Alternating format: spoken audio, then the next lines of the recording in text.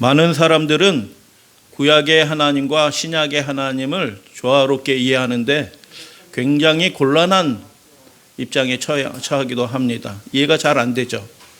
구약의 하나님은 거룩하신 분, 때로는 진노하시는 분으로 이해가 되고, 신약의 하나님은 은혜로운 분, 자비로운 분이라고 그렇게 이해하기도 합니다. 그래서 성경도 모르고 하나님도 모르는 어떤 분들은 구약은 율법 시대, 신약은 은혜 시대라고 되지도 않는 엉터리 이야기로 그렇게 성경을 나누고 설명하는 분들도 있는 것입니다. 하나님도 모르고 성경도 모르는 사람들이 그렇게 하나님을 이해를 하는 것입니다. 하나님이 어떤 분인지 아는 것이 굉장히 중요한 일이죠. 왜 중요한지 잠깐 말씀드리고 본문의 말씀 함께 살펴보도록 하겠습니다. 구원받은 이스라엘 백성이 광야에서 금송아지를 만들고 즐겁게 뛰놀며 하나님을 예배하면서 이렇게 얘기합니다. 뭐라고 얘기해요? 애굽 땅에서 인도해낸 우리의 신이 바로 이 신이다라고 하나님을 그 금송아지 모양으로 만들어서 예배했죠. 이사야의 시대, 그 이후에 왕조 시대가 지나고 유다의 선지자 이사야가 이렇게 이야기합니다. 그 유다 사람들이 하나님 앞에 전 세계에서 유일하게 성전을 가지고 하나님을 예배하는 사람들이었지만, 율법을 가지고 십계명을 받은 사람들이었지만, 그들이 하나님 앞에 제사 드리는 것에 관하여 하나님이 선지자를 통하여 이렇게 말씀하시죠. 어린 양으로 제사를 드리는 것은 개의 목을 꺾음과 다름이 없으며, 드리는 예물은 돼지의 피와 다름이 없고, 분향하는 것은 우상을 찬송함과 다름이 없다라고 하나님이신 분이 그렇게 말씀하시는 거예요. 그래서 예배를 드리는 것보다 훨씬 더 중요한 일이 있다. 하나님 앞에 나와서 주님을 사랑한다라고 고백하는 우리 입술의 찬양보다 훨씬 더 중요한 게 있다. 우리가 예배를 통하여, 신앙하는 것을 통하여, 성경을 읽는 것을 통하여 우리가 가장 중요하게 생각하는 것은 무엇이냐면 하나님이 어떤 분인지 아는 것입니다. 만약 하나님이 어떤 분인지 알지 못하면 그 하나님은 성경이 말하는 참 하나님이 아니기 때문에 그런 것입니다. 우상을 만들어서 그게 우리의 하나님이다라고 하나님을 예배했지만 하나님은 그 일을 가증한 일이라고 얘기했습니다. 예배 아무 교회나 가서 아무렇게나 예배 드려도 상관없다라고 말하는 분은 그것은 참 하나님을 섬기는 사람이 하는 소리가 아닌 것이죠. 그래서 금송아지를 만들었을 때 하나님이 뭐라고 말씀하셨어요? 이 애들이 아직도 나를 잘 모르니까 이렇게 예배 드린 거니까 괜찮아. 하나님이 그렇게 얘기하셨나요? 아니요. 내가 그들에게 진노하여 그들 모두를 진멸하겠다라고 그렇게 말씀하십니다. 하나님과 아무런 상관이 없는 사람이라고 하나님이 그렇게 말씀하신 거예요. 하나님을 예배하였는데 하나님이 어떤 분인지 모르기 때문에, 그 하나님을 잘못 나타내기 때문에 나랑 아무 상관이 없는 사람이다라고 이야기하신 것이죠. 이사야에게 하나님께서 이렇게 말씀하십니다. 그들은 예배를 드리고 나를 경배하는데 사람의 교훈으로, 사람의 계명으로 가르침을 받았을 뿐이다. 내 말대로 내가 기뻐하는, 내가 원하는 것이 무엇인지 참으로 알고 예배드리지 않는다라고 얘기해요. 그들이 예배를 계속 드리는데 수십 년, 수백 년, 천년을 넘게 예배를 드리는데 뭐라고 얘기해요? 내 마당만 밟았다라고 얘기하는 것입니다. 하나님이 이렇게 얘기하십니다. 넘치는 재앙이 그들에게 밀려올 터이고 너희가 그것에게 밟힘을 당할 것이다 라고 얘기해요. 여러분, 하나님이 믿는데 재앙에 속수무책 당하게 하실 것이다 라고 하나님이 그렇게 말씀하셔요. 하나님이 어떤 분인지 아는 것이 매우 중요하죠. 왜냐하면 성경이 계시한 진짜 하나님이 아닌 다른 하나님을 섬기는 거예요. 내 마음에 내 모양대로 만든, 자기가 편한 대로 만든 그 하나님을 섬기는 일은 아무런 쓸모가 없다라고 하나님이 그렇게 말씀하시는 거죠. 왜 그러냐 하면 그 하나님은 진짜 하나님이 아니기 때문에. 여러분, 모조품하고 진품하고 가격 차이가 좀 나던가요? 너무너무 크게 나죠. 가짜 다이아몬드하고 진짜 다이아몬드가 가격 차이가 좀 나던가요? 굉장히 나죠. 마찬가지로 그 다른 하나님, 가짜 하나님은 우리가 부르짖어도 우리를 구원할 수 없는 하나님이죠. 다른 하나님인 것입니다. 구원의 능력이 없는 하나님이다라는 것이죠. 그래서 우리가 성경을 읽을 때, 예배할 때 우리가 구하는, 만나고자 하는 하나님이 어떤 분인지 아는 것은 매우 중요한 일이다라는 것입니다. 우리나라에 정의론 뭐 한 10년 정도 10여 년 정도 된 것 같아요. 정의론이 한 20여 년 된 것 같아요. 정의론이 우리 사회의 화두로 떠올랐어요. 정의론. 그래서 우리나라의 그 정의론의 대표적인 대가 중에 한 분이 이 황경식이라는 이 분이에요. 근데 제가 이 책을 읽으면서 아주 흥미로운 것을 하나 발견을 했어요. 이분이 박사학위 논문을 서울대학교에서 받으셨는데, 철학과에서 받으셨는데, 박사학위 논문에도 그 얘기가 나오고 이 책에도 그 얘기가 나와요. 구약의 하나님은 진노의 하나님이다. 신약의 하나님은 자비로운 하나님이다. 그 얘기가 나와요. 그리고 그것을 뭐 조화하려고 하는데, 이분은 뭐 신학을 하신 분도 배우신 분도 이걸 조화를 잘 못 시켜요. 하나님이, 구약의 하나님은 무서운 하나님처럼 보이고 신약의 하나님은 모든 것을 다 용납하시는 하나님처럼 그렇게 보이거든요. 그래서 이 책에 그 내용들을 언급하는 장면들을 읽으면서, 야, 이거 뭐 세계적인 대가이고 우리나라의 가장 탁월한 학자일지라도 하나님을 모르면, 이분 기독교인 같아요. 하나님을 잘 모르니까, 자기 전공만 잘 알고 하나님을 모르니까 하나님을 올바로 드러내야 될 자기의 글 속에서도 하나님이 올바로 드러나지 않아요. 그래서 하나님이 어떤 분인지 우리가 잠깐 살펴볼 터인데, 하나님이 가지고 있는 딜레마가 있습니다. 반역한 인류를 향한 하나님 안에 있는 갈등이 있는 것입니다. 어떤 갈등이에요? 하나님은 거룩하신 분이신데 그의 거룩하심과 그분의 공의를 그대로 드러내면 죄인들 가운데서 하나님 앞에 설 수 있는 사람이 아무도 없는 것입니다. 그런데 하나님은 어떻게 해요? 동시에 자비로우신 분이기도 하셔요. 이 두 가지 속성이 그분 안에 함께 있는 것입니다. 그런데 야고보서 1장 17절에 보면 하나님에 대하여 야고보 사도가 이렇게 기록하였습니다. 하나님은 어떤 분이시냐? 온갖 좋은 선물과, 은사는 선물이에요. 온갖 모든 좋은 선물과 온전한 선물이 다 위로부터, 빛들의 아버지로부터 내려오나니, 그분은 어떤 분이시라고요? 변함이 없으신 분이시다라고 그렇게 얘기하는 것입니다.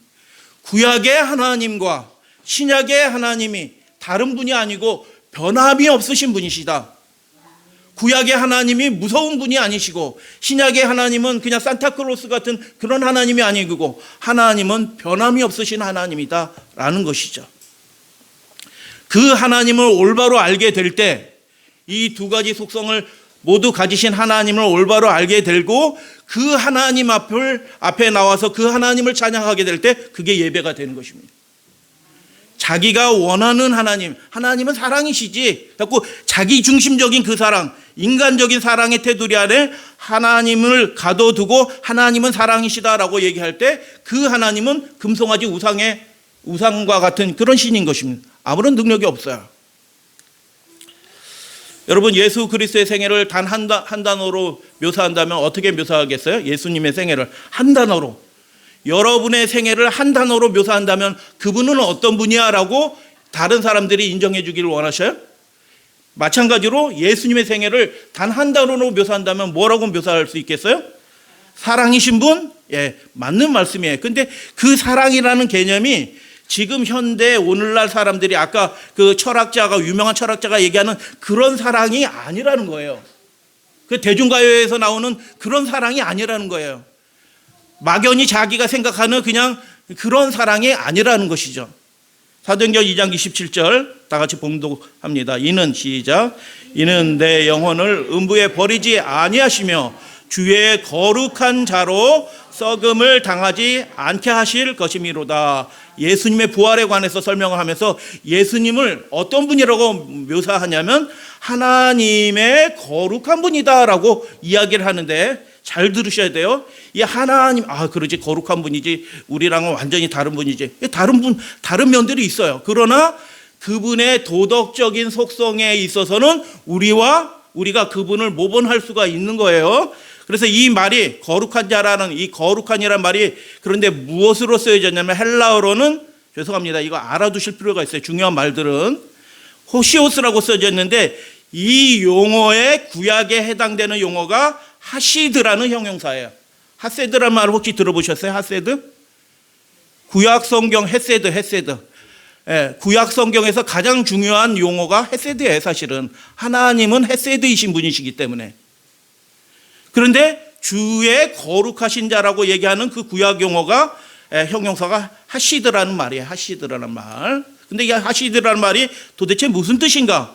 하나님이신 분과 그분의 아들 예수 그리스도가 하시드이신 분이다라고 한마디로 요약을 했는데 그거 정말 중요한 거죠. 그분을 한마디로 그분은 하나님의 하시드 하신 분이시다.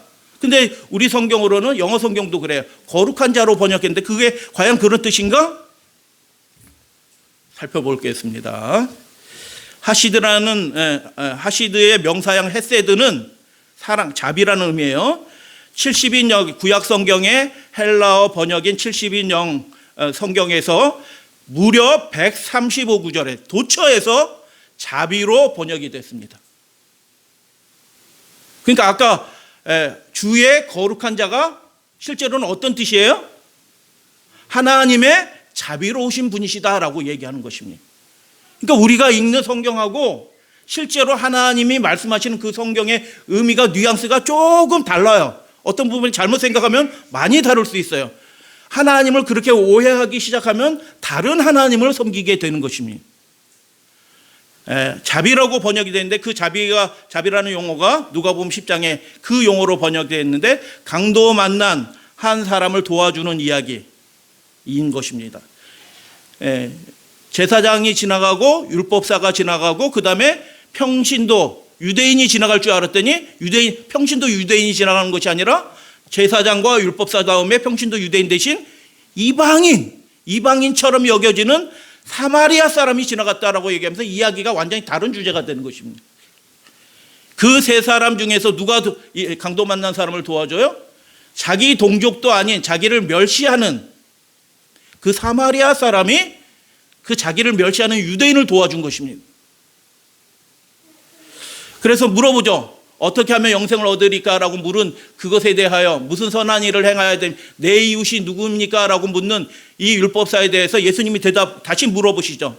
이 세 사람 중에서 누가 강도 만난 자의 이웃이 되겠느냐라고 물어볼 때 그 율법사가 뭐라고 대답을 해요? 자비를 베푼 자니이다. 사마리아 사람이라고 얘기해야 되는데 자기 입에서 그 사마리아 사람이 옳은 일을 했네요 이런 말은 못하고 그냥 자비를 베푼 자니이다라고 그렇게 이야기하죠. 자비를 베푼 자. 엘레오스, 자비란 뜻이에요. 예수님께서 그렇게 너는 사마리아 사람이라고 대답해야지. 그걸 그 대답을 못하고 그냥 자비를 베푼 자니이다 그렇게 얘기하니? 라고 이야기하지 아니하시고 그냥 그걸 받으시고 어떻게 가서 너도 이와 같이 하라라고 그렇게 말씀하시죠.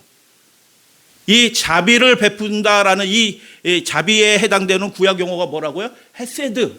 아까 주의 거룩한 자라고 할 때 그 하시드 형용사, 하시드와의 관계된 그 명사형 헤세드라는 말이에요. 자비를 베푼 자니이다.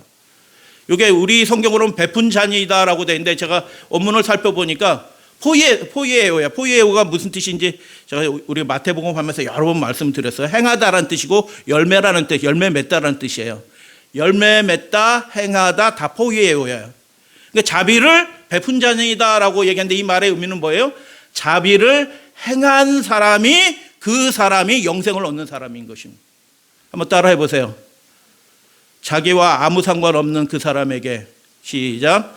자기와 아무 상관없는 그 사람에게 나를 미워하고 적대하는 그 사람에게 그 사람이 필요하다면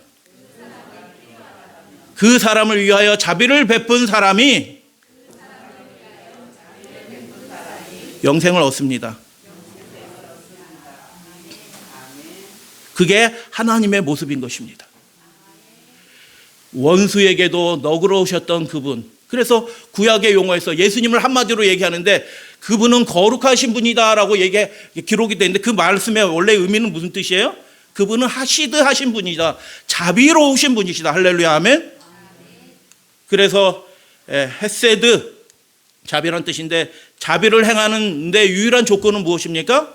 그 사람의 불행인 것입니다. 그 사람이 나랑 얼마나 친한지, 내가 자비를 베풀면 얼마나 대가를 받을지, 이것이 조건이 아니라 그 사람이 불행에 닥쳤으면 그것이 조건이에요. 그 사람 도와주시면 되는 거예요. 할렐루야, 아멘. 종교적인 차이가 중요한 것이 아니에요. 제가 지난번에 언제 어떤 교회가 불이 나가지고 그 교회 잠깐 방문 가서 위로하려고 갔는데 사택도 다 불타버리고 했는데 잠시 재림연수원에 들어가서 살고 계셔서 거기에 방문을 갔죠. 가는데 올라가다 보니까 어떤 큰 차가 도로를 막고 있어요. 근데 내려서 보니까 올라가야 되는데 도로를 막고 있어. 외길 한 길인데. 근데 이렇게 보니까 바퀴가 도로 옆에 이만큼 떨어져 있는 거예요. 바닥이 닿으면서. 그래서 꼼짝달싹 못하고 그러고 있는 거예요. 내렸죠. 등등등등 해가지고 차가 1cm 이렇게 해서 운전해서 통과하는데 1cm가 이렇게 후면 경우는 1cm 차이밖에 없어요. 1cm 차이를 이렇게 뚫고 지나가서 차를 하고 이게 어쩐 일이냐 여자 두 분이서 당황하고 있더라고요.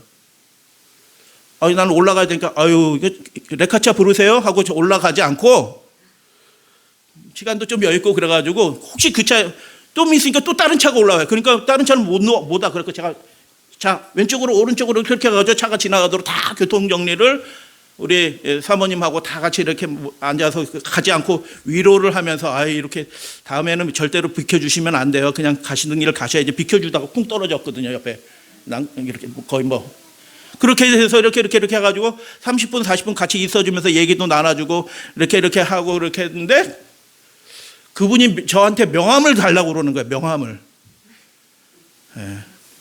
제가 제7일 안식일 예수재림교회 목사다.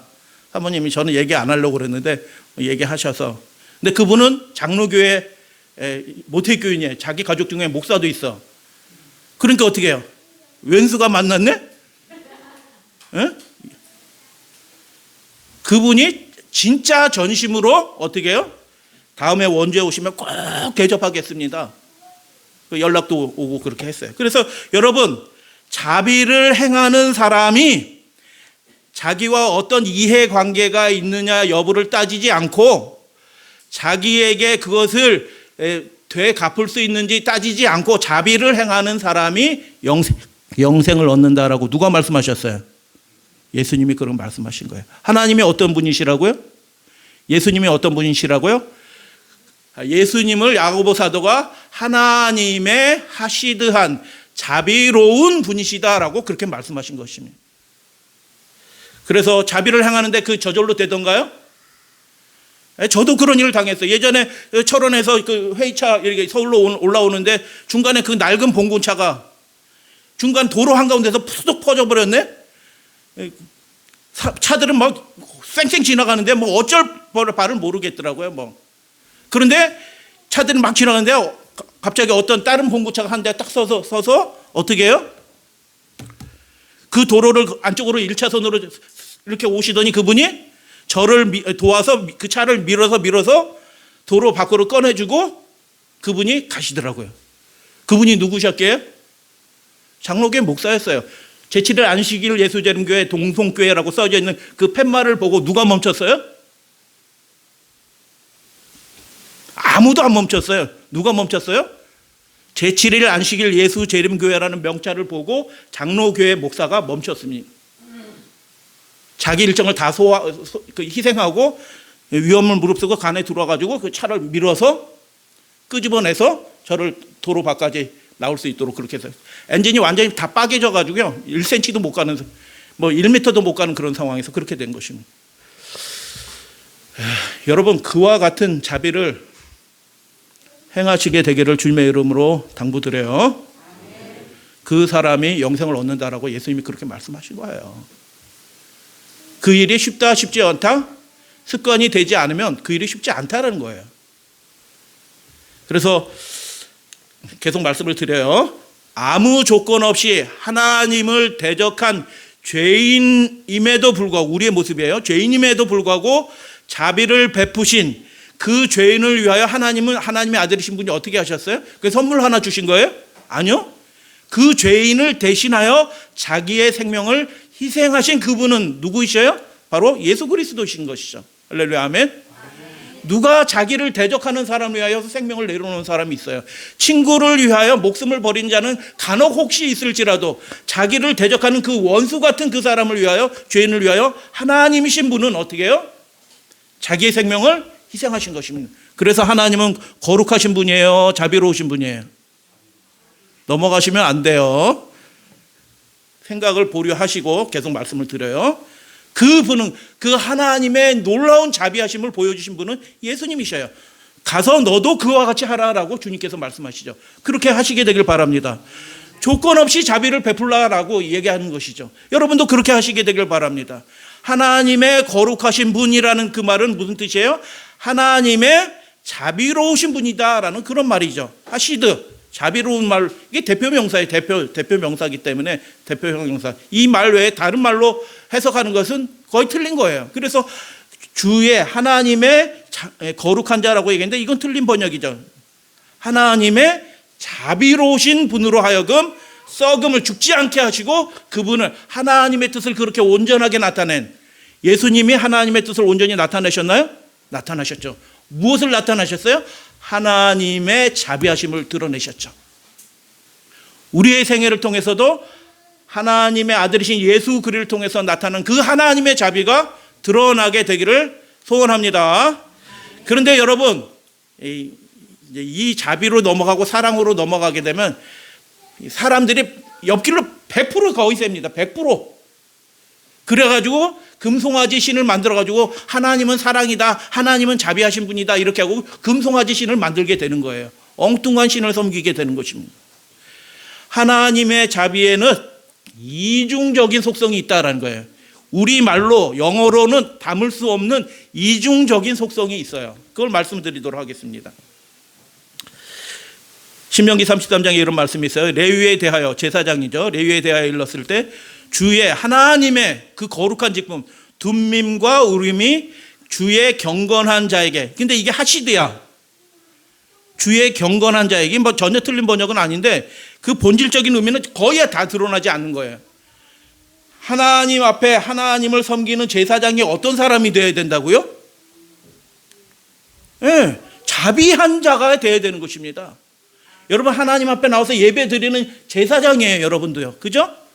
하나님 앞에 나와서 예배 드리는 사람들은 어떠한 사람이 되어야 된다고요? 하시드, 하나님의 자비한 자라고 얘기하는 거예요. 그 사람에게 사명이 위탁이 되는 거예요. 그런데 그게 그 단순한 자비가 아니다라는 것입니다. 여기 보면은 하나님께서 그는 누구예요?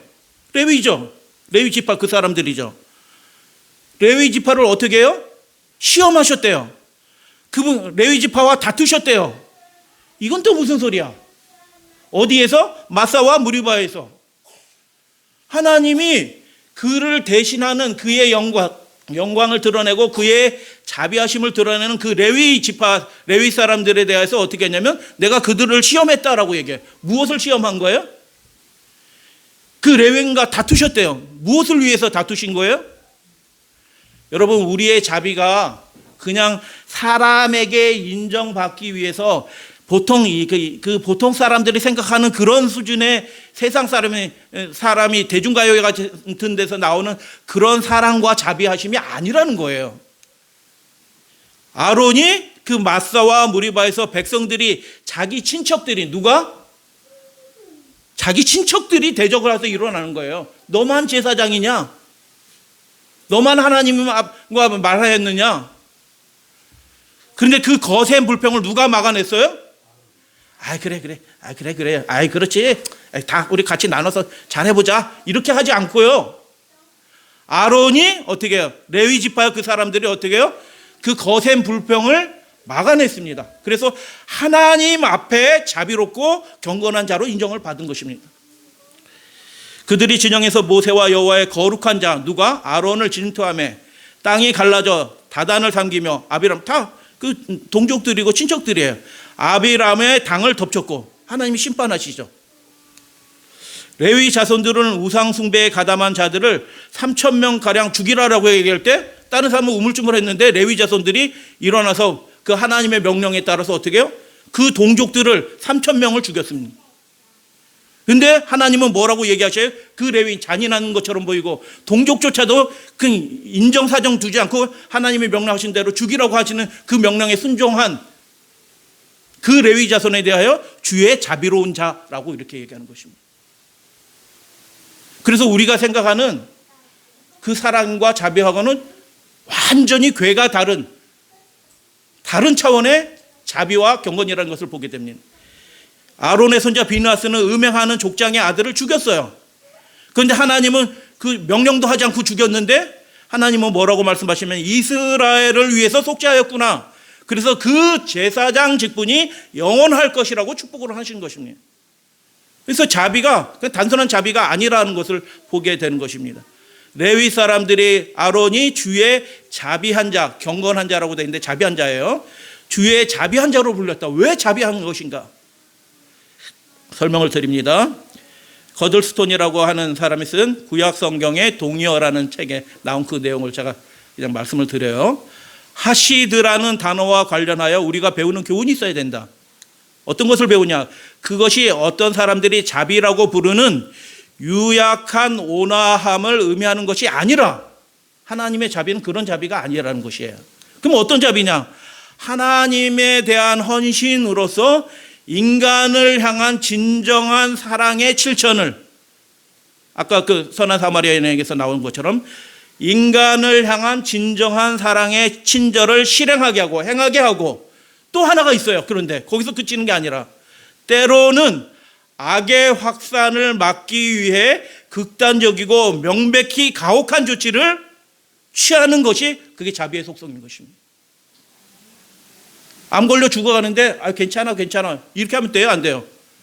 암을 잘라내야 되는 것이죠. 그래야지 그 사람이 사는 것이기 때문에. 그래서 이 점에서 인간의 자비는 하나님의 자비처럼 되어야 한다라고 그렇게 이야기하죠. 많은 사람들이 하나님을 산타크로스 정도로 생각을 해요. 하나님은 좋으신 분이지, 사랑이지. 맞죠, 그 말씀이. 그런데 하나님이 보여주신 진짜 하나님의 모습은 어때요? 하나님의 자비하신 자라다라고 야고보 사도가 얘기했는데, 그 자비는 유약한 그런 죄인의 호의가 아니라, 그런 호의가 아니라 죄를 끝내려는 그분의 극단적이고 단호한 그분의 의지가 그분의 자비인 것입니다. 아멘 하셔도 되겠습니다. 그래서 많은 교회에서 하나님을 금송아지 우상으로 만들어서 섬기고 있습니다. 그 사람들이 생각하는 하나님은 진짜 하나님이 아니에요. 구원의 하나님도 아닌 것입니다. 죄를 끝내려는 하나님의 강력한 분노의 의지가 그게 하나님의 자비인 것입니다. 사람들은 이렇게 얘기해 주기를 원하죠. 괜찮아 다음에 잘하면 돼. 그 말이 맞는 듯 보이지만 하나님은 뭐라고 말씀하셔요? 내가 너의 불행을 끝내겠다, 죄와 갈라서게 만들겠다, 너의 죄를 도말하겠다라고 하나님은 그렇게 말씀하시는 분이시죠. 괜찮아 하는 사람의 그 음성은 실제로 보니까 어떻게 해요? 마귀의 음성이라, 마귀의 음성, 금송아지신 하나님의 진노를 쏟아내게 하는 거짓신의 음성이라. 그래서 왜 이런 혼란이, 성경 번역에서 이런 혼란이 일어나고 하나님을 잘못 섬기게 만들었느냐? 이 구약 성경의 번역자들이 어떻게 해요? 하시드를, 자비한이라는 말을 호시오스라고 번역했기 때문에 이게 그렇게 번역한 이유도 저는 느껴져요, 사실은. 왜냐하면 사람들이 막 살거든. 짐승처럼 살거든. 도덕관념도 없거든. 그러니까 하나님을 자비한 자로 나타나면 이거 좀 곤란할 것 같아. 뭐 여러 가지 생각이 사실 들어요. 그러나 구약 성경에서 나타난 하나님의 그 모습은, 신약 성경에서 예수를 통해서 나타난 하나님의 모습은 어떤 하나님이에요? 하시드, 자비하신 분이다. 근데 그 자비는 어떤 분이에요? 악에 대한, 죄에 대한 분노를, 그것을 끊어내려는 강력한 의지를 동반한, 의분을 동반한 그러한 자비다라는 것을 우리가 보게 되는 것이죠. 그래서 여러분, 신약 성경에서 거룩한, 이게 성경절이 한 열 몇 개밖에 안 돼요, 사실은. 그런데 거룩한이라는 말이 나오게 될 때 그 말씀을 어떻게 읽어야 돼요? 실제로는 자비한으로 읽어야 되는 것입니다. 자비한으로. 그래서 하나님을 우리가 깊게 묵상하면 이 용어를 몰라도 사실 다 이해가 돼요. 이해를 하실 수 있어요. 우리는 문자로 하나님을 배우는 것이 아니에요. 성령으로 영으로 하나님을 알고 배워가는 것입니다. 그래서 이 원어 모르고 이 내용들 몰라도 하나님이 그런 분인지 참으로 하나님을 섬기려고 하는 사람들은 그 이중적인 속성을 가지신 하나님의 그 자비의 품성을 닮아가게 되어 있어요. 몰라도 상관없어요. 근데 알고 성경을 읽으면 어떻게 해요? 더 분명하게 하나님을 알 수 있게 되죠. 그래서 거룩한 말이 나올 때 우리가 다시 한번 읽어야 되는 거예요. 어떤 용어로? 자비로 읽어야 되는데 우리식의 자비, 세상 사람의 대중가요가 얘기하는 그런 사랑이나 자비가 아니라 그 성경 말씀이 가지고 있는 그 이중적인 죄에 대한 단호한 분노의 의지를 포함이 된 그 긍휼함, 그것을 읽어야 되는 것입니다. 함께 읽어보도록 하겠습니다. 히브리서 7장의 이 말씀, 이러한 시작.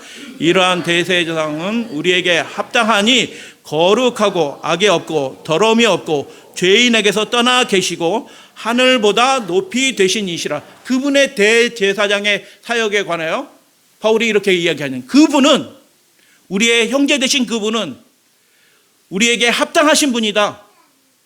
그리고 그분은 거룩하신 분이다라고 이야기했는데, 이 거룩하다는 말이 무슨 뜻이라고요? 자비하다라고 말씀을 드렸어요. 그분은 자비하신 분이시다라고 바울은 이야기하는 거예요. 여러분, 바울에게 예수님이 자비하셨나요? 아멘, 아멘. 자세히 설명 안 드려요. 바울이 어디서 죽었어야 돼요? 다메섹 도상에서 번개에 맞아 죽었어야 돼요. 근데 예수님은 어떻게 하셨어요? 그를 만나 주시죠. 그리고 그를 다시 초청해 주시죠. 마귀 사탄의 도구로 쓰여지는 그 사람이 하나님 나라의 일꾼이 되게 해 주셨죠. 그분은 거룩하신, 여기 앞절에 거룩하신 분이에요? 자비로우신 분이에요? 뭐가 먼저 드러나는 것 같아요? 자비가, 그분의 자비하심이 드러나는. 그렇게 야고보 사도가 하나님의 자비하신 분으로 그 한마디로 그걸 요약을 한 것입니다. 왜 하나님의 자비하신 분이신가? 자비하신 대제사장 예수 그리스도는 죄인들의, 우리의 죄를 사하실 뿐만 아니라 그 죄에 대하여 분노하시는 분이에요. 이 이중적인 속성이 다 있는 분이에요. 그래서 자비하신 분이야. 사람의 그냥 나도 똑같고 당신도 똑같으니까 괜찮아 라고 하는 우리 수준의 자비가 아니라는 거예요. 죄에 대해서 분노하시고 죄를 우리의 삶에서 완전히 분리시켜서 떨어뜨리려고 하는 그런 강력한 의지를 가지신 분이 예수 그리스도고, 그분은 그래서 자비하신 분이다라는, 우리의 불행을 영원히 끝내시려고, 죄를 끊어내시려고, 도말하시려고 하시는 분이 그 자비하신 대제사장 예수 그리스도시다. 할렐루야, 아멘. 그래서 이러한 대제사장이 우리에게 필요합니다. 어떤 제사장이요? 그냥 괜찮아 라고 하는 제사장이 아니라 어떤 제사장이에요? 우리의 죄를, 우리를 불행하게 만드는 우리의 연약함을, 우리의 죄를 영원히 끝내시려고 하는 자비로우신 그분이 우리에게 필요한 것입니다. 계시록 15장 말씀 같이 봉독합니다. 주여, 시작. 주여, 누가 주의 이름을 두려워하지 아니하며 영화롭게 하지 아니하오리까? 오직 하나님만 거룩하시니이다. 거룩으로 읽어도 상관은 없어요. 그러나 본질적 이 호시오스가 무슨 뜻이라고요?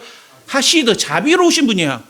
지금 계시록 15장은 7 재앙이 시작되는 장면이에요. 7 재앙에 시작되는 것을 이미 끌어당겨서 그것을 성취하시는 것으로 말씀하는 찬양이에요. 그렇기 때문에 오직 하나님만 거룩하시다 라고 얘기하는데, 이 거룩하시다가 자비하십니다 라고 얘기하는 거예요. 이게 이중적인 거라.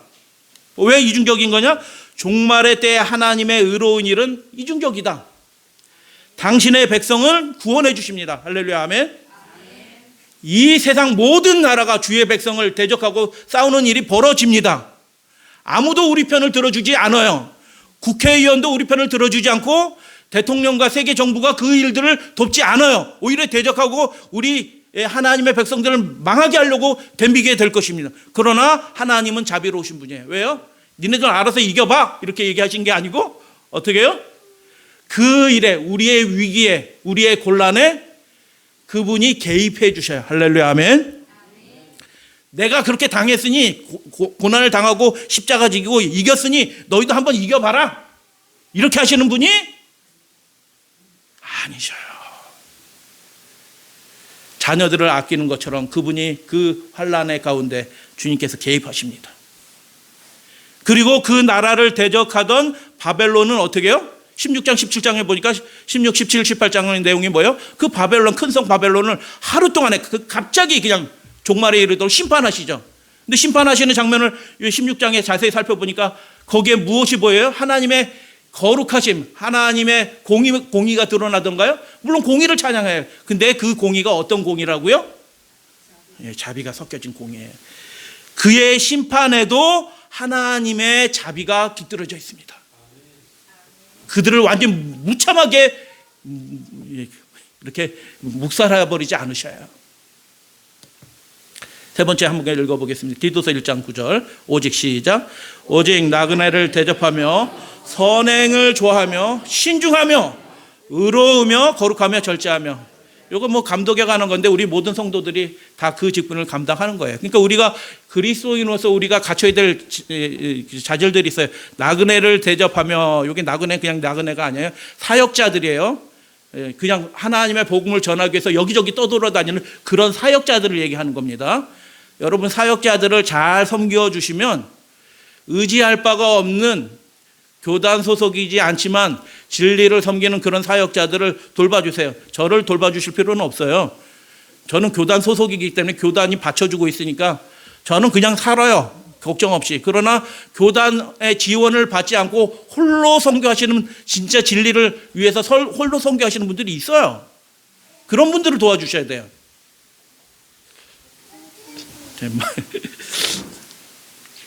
그래서 대접을 잘하면 어떻게 해요? 의로우며라고 얘기하는데 그 감독의 자질이 가장 핵심적인 자질 중에 하나가 의로워야 돼요. 근데 그 의로움이 뭐예요? 자비로운 사람이 되라는 거예요. 교회 장로님들 어떠신 분이 되어야 돼요? 자비로우신 분이 되어 주셔야. 여러분 집사님, 우리의 사랑하시는 집사님들 어떤 분이 되셔야 돼요? 자비로운 분이 되어야 되는 거예요. 자비로운 분. 그래서 예수의 생애를 한 단어로 묘사하였는데 주의 거룩한 자라고 되어 있는데 그게 하시드니까, 호시오스로 되어 있지만 그게 하시드니까 주의 자비로우신 분이다. 자비가 먼저 드러나야 되는 것이죠. 읽어드리도록 하겠습니다. 아까 거들스톤의 그 책에서 기록된 내용이에요. 성경은 하나님의 은혜와 하나님의 사랑과 하나님의 자비를 맛본 사람은 동료 인간들에 대해 같은 기질을 발휘할 수밖에 없다는 가르침도 준다.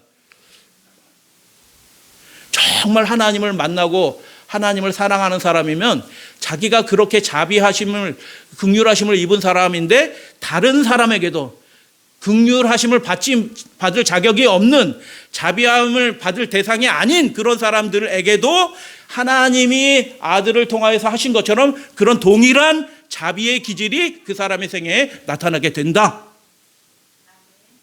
여러분 우리 교단에 넘어서도 복음이 있다니까요. 이런 말씀을 안 보죠. 그냥 다른 사람들은. 하나님께서 그분의 백성을 다 구별하고 계시는 시대에 우리가 살고 있습니다. 진짜 영으로 하나님의 인도함을 받는 사람들은 이렇게 사는 것이죠. 그리하여 그런 사랑을 발휘하게 된다면 그들은 현실에서 지금 이 땅에서 하나님의 자녀가 되고 그들의 새로운 생명을 이끌어내는 하나님의 본성을 닮아가는, 순응하게 되는 그런 거룩한 하나님의 자녀가 된다. 라고 이분은 그렇게 기록하셨습니다. 제가 밑줄 쫙 그었습니다. 형광펜으로 밑줄을 쫙 그어놨습니다. 하나님은 거룩하신 분이실까요? 자비로우신 분이실까요? 질문이 틀렸죠. 그분은 홀리, 머시풀 하신 분인가요? 둘 다이죠. 그래서 자비를 우리가 하나님의 사랑을 올바로 이해를 해야 되는데 그 자비는 악의 확산을 막으려는 강력한 하나님의 의지예요. 여러분 하나님의 백성들이 다른 데로 자꾸 그 엉뚱한 데로 가려고 그래. 그러면 여러분 어떻게, 네 인생이니까 네가 선택해서 죽든지 살든지 네 마음대로 해라. 이게 자비예요? 그럼 방임이죠. 사랑도 아니죠. 자비도 아니죠. 하나님의 자비는 어떻게 해요? 막아서는 것입니다. 찾아가는 것입니다. 기도하는 것입니다. 그게 하나님의 자비예요. 여러분이 무엇을 하시든지 그 여러분의 삶을 통해서 그 자비가 나타난 그 사람이 하나님의 자녀로 간주되는 것입니다. 뭐 잘못했다고 지적하는 것은 국회의원들이나 하라고 그러세요. 그거 국회의원들 잘하잖아요. 우리가 국회의원 되셔야 돼. 누가 잘못했다고 왜 그렇게 했어? 왜 그랬을까? 왜 그렇게 했어? 이렇게 하시는 분들은 국회의원이에요. 국회의원. 하나님의 자녀가 아니라. 정말 하나님의 긍휼하심과 자비를 받은 사람들은 어떻게 해요? 그 사람 속에서 그 하나님의 자비, 악의 확산을 멸망으로 떨어지는 그 일들을 막기 위하여 그 사람의 수준에서 맞게 그 사람에게 긍휼을 베풀어주는 그 사람이 하나님의 사람이다라고 얘기하는 것이죠.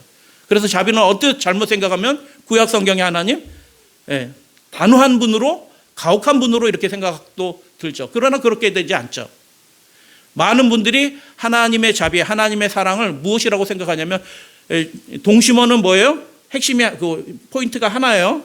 포인트가 하나일 때 원이 되잖아요. 근데 하나님의 자비의 모양은 원이 아니에요.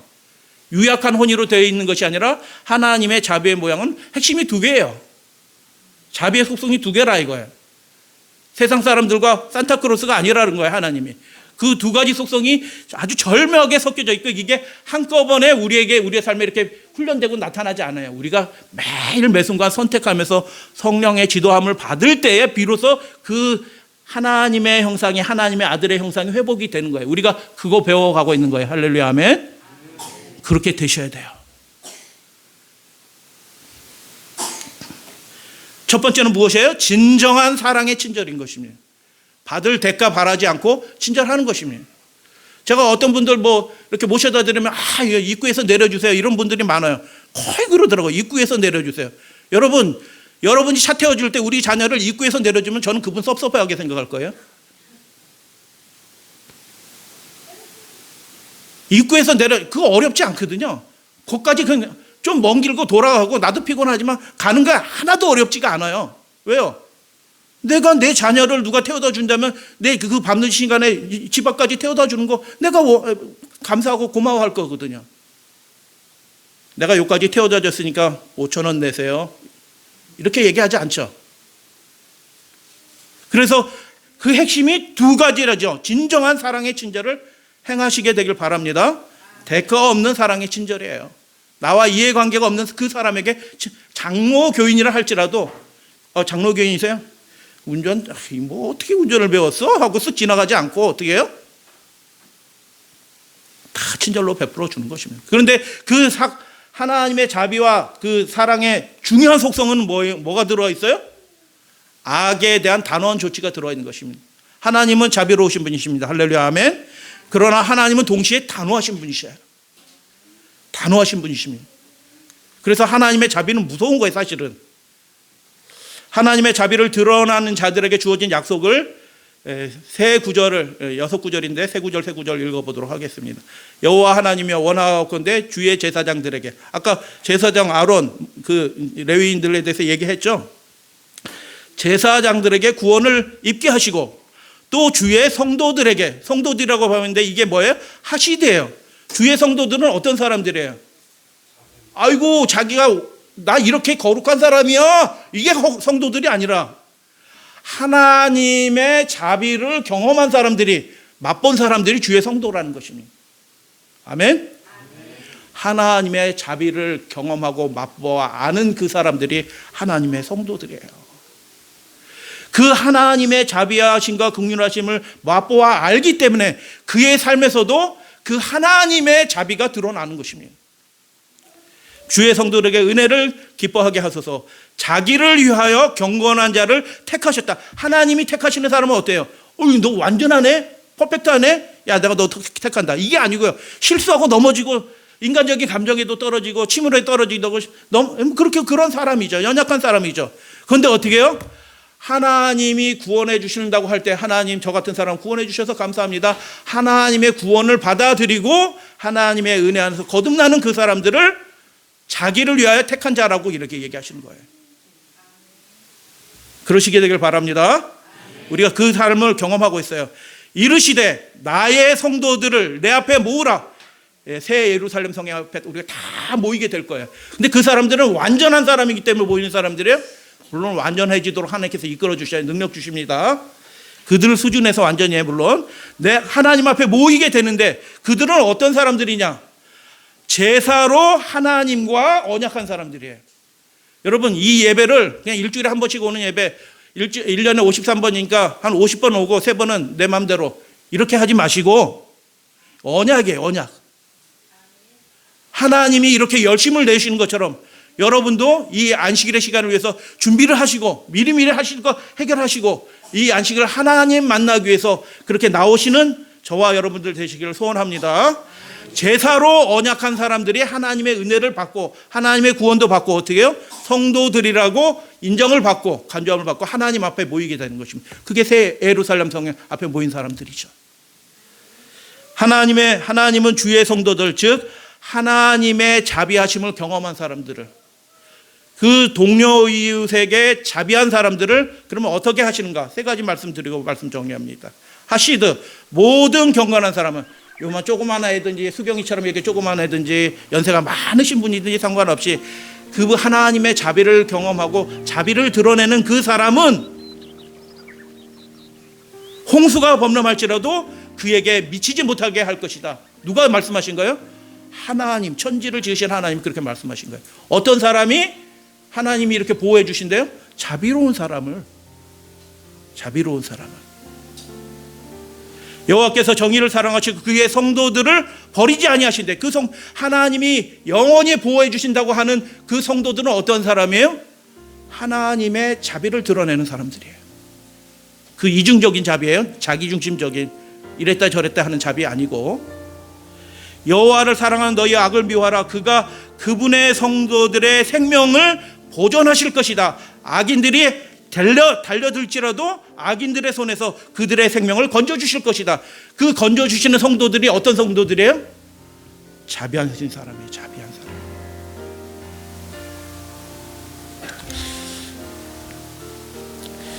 여러분, 우리가 하나님을 잘 뿌옇게 알아요. 수건을 이렇게 덮어 쓴 것처럼 뿌옇게 알고 있지만 우리가 올바로 하나님을 배워가는 과정인 줄로 믿습니다. 정리합니다. 하나님의 자비하심을 드러내는 자가 하나님의 자녀이다. 다 같이 봉독합니다. 시작. 하나님의 자비하심을 드러내는 자가 하나님의 자녀이다. 아멘.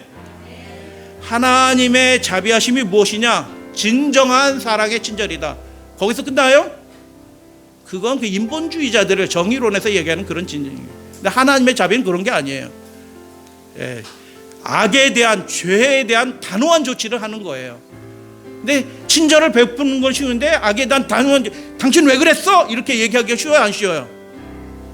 그거 잘 하셔야 됩니다. 포기하시면 안 되고, 그 말 한마디를 하기 위해서 한 10시간 동안 7일 동안 금식 기도하면서 그 말을 하시면 돼요. 그 기도도 안 하고 눈에 보이는 대로 왜 그래요? 왜 그렇게 하셔요? 이렇게 하시면 그건 마귀 음성이고, 그게 아무리 옳은 얘기일지라도 그건 마귀 음성입니다. 악에 대한 단호한 조치를 하는 것이 하나님의 자비하심이에요.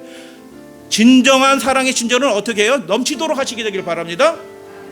그런데 악에 대한 단호한 조치는 어떻게 해요? 하나님은 그렇게 하실 수 있지만 우리는 그렇게 할 수가 없어요. 여러 상황들을 잘 고려하고 지혜롭게 해야 돼. 지혜롭게 하시게 되길 바랍니다. 그렇게 하셔서 하나님의 자비하심이 우리의 삶에서 회복이 되고, 정말 너는 날 닮았구나 라고 하나님이 인정해 주시는 하나님의 자녀, 그분의 택하신 백성이 되어주시기를 축복하면서 말씀을 마칩니다.